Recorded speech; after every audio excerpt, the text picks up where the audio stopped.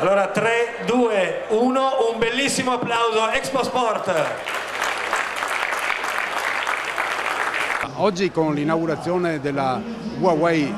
Venice Marathon Village abbiamo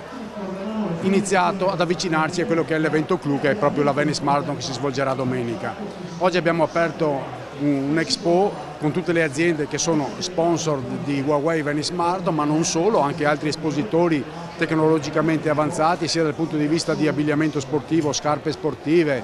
attrezzi sportivi che sono piacevoli per tutti coloro che vengono a ritirare il loro pettorale all'interno dell'Expo e naturalmente per tutti i visitatori della città. Abbiamo già visto particolarmente affollata questa mattina all'inaugurazione il Village, ci aspettiamo molta gente in questi giorni e anche un buon gradimento da parte dei visitatori. Certo, l'Expo Sport è il cuore pulsante di questi ultimi giorni, è il momento in cui noi vediamo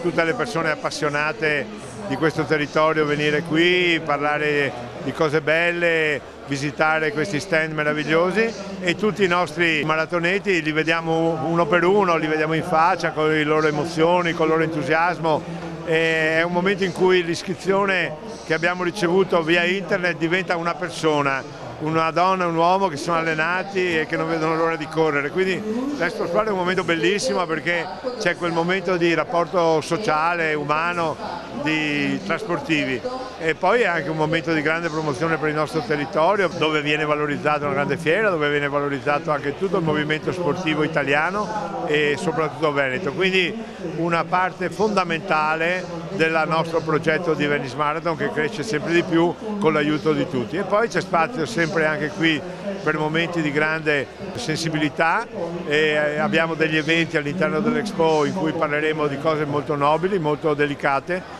e che ci faranno anche emozionare. E ne abbiamo avuto un antipasto diciamo questa mattina durante l'inaugurazione con la presenza delle forze dell'ordine e le loro iniziative legate alla Huawei Venice Marathon. Ma certo, con le forze dell'ordine e le forze di polizia, con il volontariato, i vigili del fuoco, vi è una collaborazione indispensabile da sempre.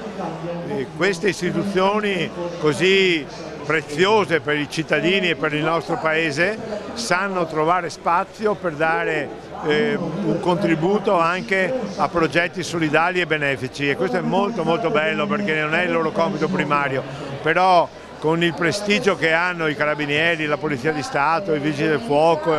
e quant'altro,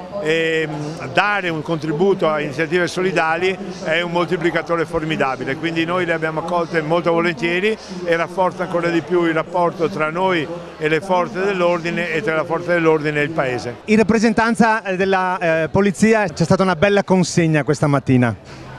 Sì, è stata una bella consegna soprattutto perché le iniziative che la polizia fa a favore dell'inclusione sono parecchie.